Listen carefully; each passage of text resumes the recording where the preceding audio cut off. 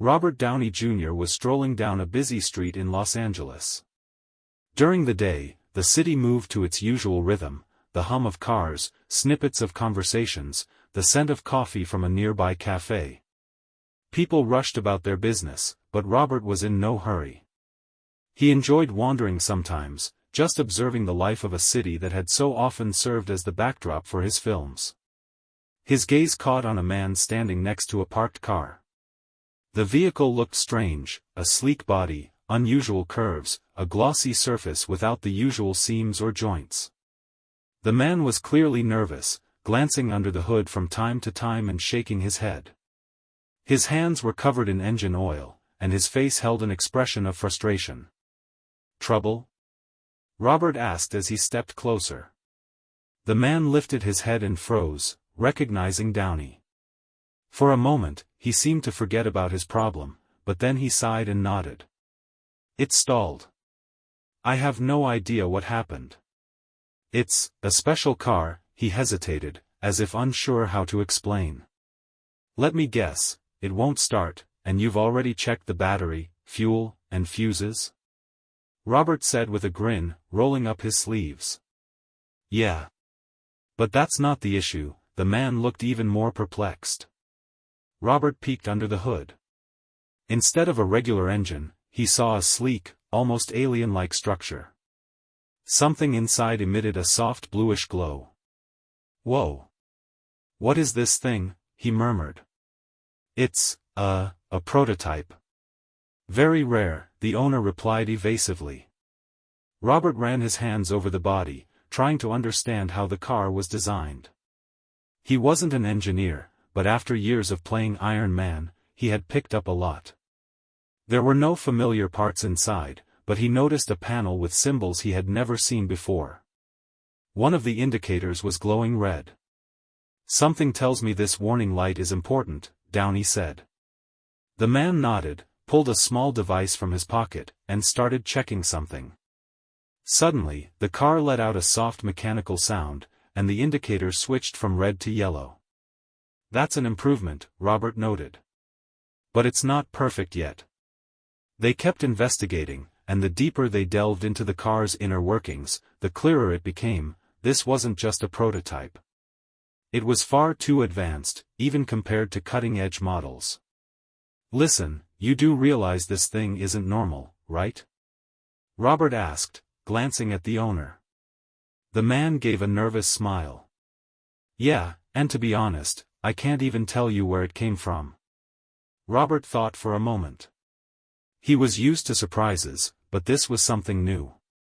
The car felt like a glimpse of the future, and he couldn't just walk away. "All right. Let's try to get it running and see what happens next," he said, curiously studying the strange control panel.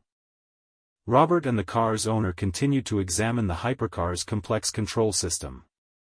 The dashboard had no familiar buttons or levers, everything looked smooth, almost seamless. Robert carefully ran his finger across the surface, and suddenly, the screen lit up, displaying rows of symbols that resembled a mix of Japanese kanji and computer code. "Is this a new programming language?" he muttered. The man frowned. "I don't know. It usually responds to voice commands, but it looks like the system is locked right now." Robert thought for a moment. He wasn't a programmer, but technology had always fascinated him. He tapped one of the symbols, and suddenly, the car's hood closed on its own. Then the engine emitted a soft, electric sound, like a massive computer powering on. "This definitely isn't a gasoline engine," Downey said. "And not even an electric car. It's something entirely different." The car's owner sighed, glanced around cautiously, and lowered his voice. "I found it in a warehouse outside the city. No one knows who built it. This isn't just a hypercar, it's a vehicle from the future." Robert gave him a skeptical look. "Are you serious? That sounds like the plot of another sci-fi movie." "I thought so too, until I saw it in action." Robert glanced at the car. Now that he realized he was looking at something truly unique, his curiosity was fully sparked. He had seen a lot in his lifetime, but nothing like this. So, if we figure out how to start it, I'll witness something truly incredible, he asked. More than that, the owner replied with a grin. Robert sighed and rubbed his hands together. All right, let's figure this out. I'm getting curious about what this thing can do. They started studying the console. The owner pressed a few symbols, and an image appeared on the screen, displaying text in an unknown language. Robert noticed that one of the symbols looked like an energy flow diagram. Suddenly, the front panel lit up, and a 3D model of the car appeared on the display. Is this its internal structure? Downey asked, surprised. Looks like it. If I understand correctly, the engine runs on some unknown power source, and its cooling system is blocked. Robert frowned. So if we unlock the cooling system, it should work again? Probably. But how? The owner pondered. Downey looked around and noticed a hidden indentation in the car's side panel. He pressed it, and a small cylindrical mechanism with touch sensors extended outward. Let me guess, this is the key. Or a way to reboot the system, the owner replied. They exchanged glances. Robert slowly touched the sensor, and the car suddenly emitted a strange sound, as if something had activated. The light on the panel shifted from yellow to green, and the screen came back to life. Okay, now we're getting somewhere, Downey said. Ready to see something truly extraordinary? The owner asked, smiling. Ready, Robert nodded, feeling that the real excitement was just about to begin. Robert and the car's owner watched the control panel intently as new symbols and graphics began to appear. The green indicator suggested that the system had switched to operational mode, but the vehicle remained motionless. Now what? Downey asked, curiously examining the strange markings. I think the engine isn't fully started yet, the owner replied. There might be one more step. Robert carefully studied the 3D schematic on the screen. His attention was drawn to a small circular icon in the lower corner of the display. It was pulsing with a soft blue light. He reached out and cautiously pressed it. A barely audible mechanical sound followed, and then a faint glow rippled across the car's body, as if energy had surged through it. Robert took a step back. This is strange, he murmured. It's activating, the owner said quietly. Suddenly, the screen flickered, and an electronic voice, clear but with a metallic tone, spoke. System unlocked. Initiating autonomous control protocol. Autonomous what? Robert raised an eyebrow in surprise. The car slowly lifted a few inches off the ground. The wheels, which had looked ordinary before, began to transform, revealing hidden segments with an inner glow. It no longer seemed dependent on traditional road traction. Is this anti-gravity? Downey looked at the owner. I have no idea, the man looked just as shocked. Before them was not just a hypercar, it was technology beyond anything humanity had even dreamed of creating. Robert felt a surge of adrenaline. He had seen plenty of special effects in movies, but this was real. Well, since it's activated, maybe we should test it out, he suggested. The owner hesitated, but curiosity burned in his eyes. You do know how to drive, right? I think I'll figure it out, Robert smirked. He reached for the door, and it smoothly slid open, responding to his movement. Inside, there were no traditional buttons or levers, just a sleek panel with touchscreens and unusual control handles. As he sat in the driver's seat, it adjusted to his body automatically. This thing recognizes who's sitting in it? He asked in surprise. Maybe. Looks like an adaptive interface, the owner speculated, peeking inside. Robert carefully placed his hands on the control panels, which instantly lit up. A holographic menu with system parameters appeared. Okay, he muttered. If this is really an anti-gravity vehicle, how do I get it moving? The screen flickered again, and the same mechanical voice responded. Select control mode. Voice command? Downey guessed. Confirmed. Please state your command. Robert hesitated for a moment. Begin test launch. A soft hum resonated through the air as the car lifted even higher.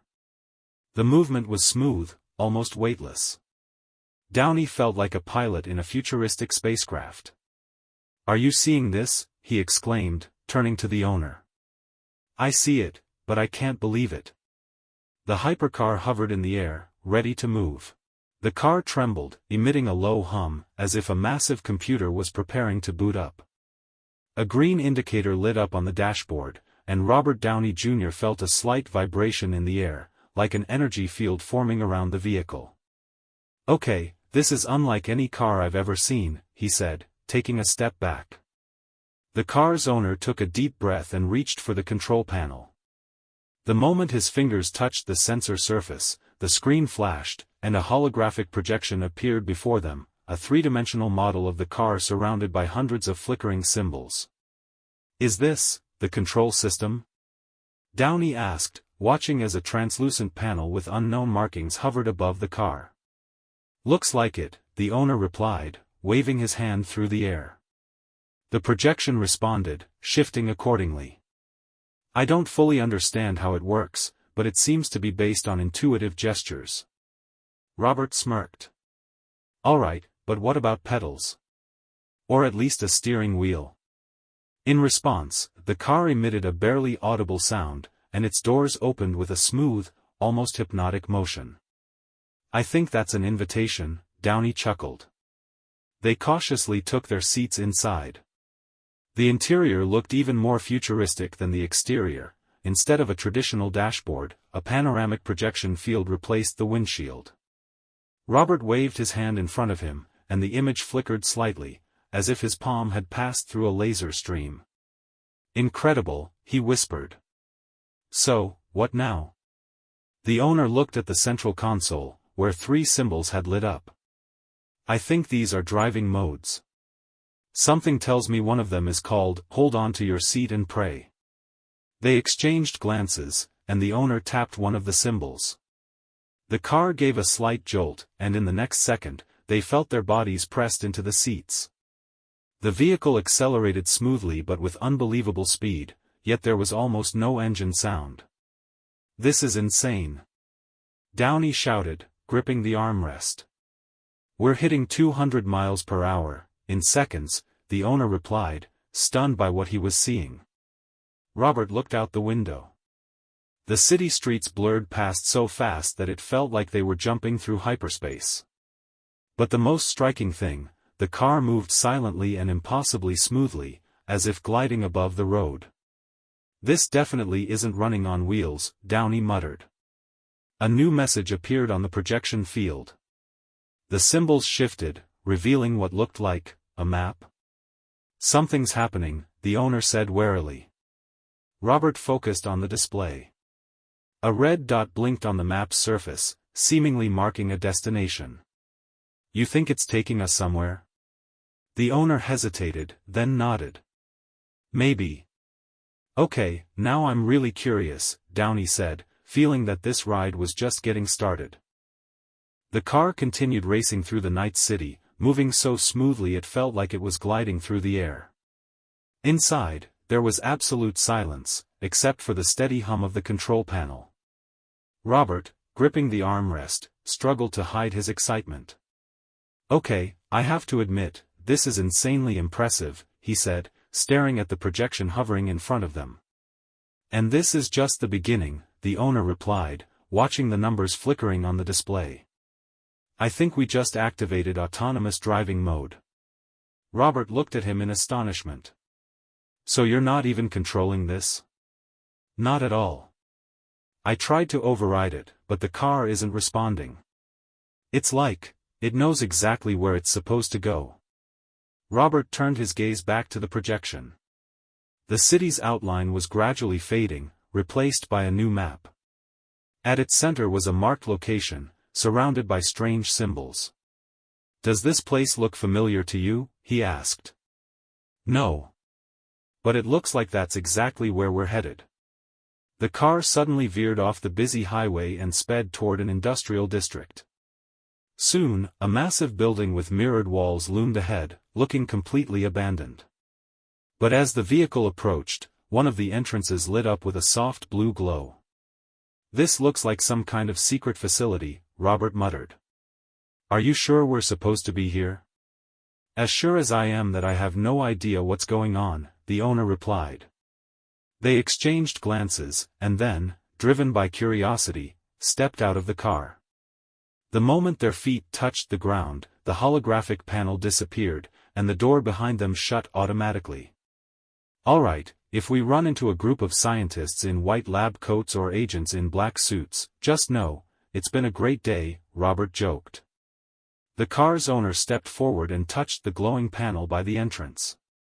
A soft chime sounded, and the door began to slide open, revealing a passage inside. Robert took a deep breath, trying to steady his nerves. A dozen thoughts raced through his mind. What was this place? Why had the car brought them here? And most importantly, were they about to get into serious trouble? But curiosity won out. As soon as they crossed the threshold, a vast room came into view, filled with monitors and strange devices. Blueprints that looked like schematics of the hypercar covered the walls. Then, from the far end of the room, footsteps echoed. Someone was approaching. "Well, Tony Stark, shall we see what secrets this garage of the future holds?" the owner smirked. "Yeah, let's just hope this isn't the start of my next movie," Robert muttered, stepping forward to meet the unknown. Robert and the owner of the hypercar froze, peering into the dimly lit room. The footsteps grew closer until a man in a white lab coat emerged from behind one of the monitors. He looked surprised, but not afraid. How did you get in here?" he asked, studying the uninvited guests. Robert smirked and nodded toward the car. "Your hypercar gave us a ride. It seems to know more than we do." The man in the lab coat, whose name, according to his badge, was Dr. Lawrence Bailey, frowned and glanced at the screen. Data about the vehicle instantly appeared, and his eyes widened. "That's impossible. It wasn't supposed to activate, let alone in a public space," he muttered. "Well, looks like someone forgot to set up parental controls," Robert quipped. "Mind explaining what this thing actually is?" Dr. Bailey sighed, realizing there was no point in denying the truth. "It's an experimental prototype that combines quantum AI, autonomous mobility systems, and, let's just say, a form of energy not available for mass production," he spoke cautiously, clearly choosing his words carefully. "This prototype was meant to stay in the lab. How did it end up with you?" The car's owner shrugged. "That's a long story. But it looks like someone decided to test it in the real world." Dr. Bailey's frown deepened. "If it activated, that means its core program is already running." Robert tilted his head. "What program?" Lawrence pressed a few buttons, and a complex diagram appeared on the monitor. "This hypercar is not just a vehicle. It has the ability to analyze the world around it and predict the future. Or rather, possible future scenarios." Robert exchanged glances with the owner. "So, this thing can predict the future?" "To a certain extent. It gathers data, identifies patterns, and determines the most probable outcomes. That's likely why it brought you here. It must have calculated that you're somehow connected to its fate." Robert scratched the back of his head. "Okay, that's a lot, even for me. So what now? Do we just say thanks and walk away?" Dr. Bailey shook his head. "No. Now you have a choice, either leave it here, or take responsibility for what happens next." A heavy silence filled the room. Robert looked at the hypercar, and for a moment, it almost felt like it was looking back at him. The decision ahead was far more complicated than he could have imagined.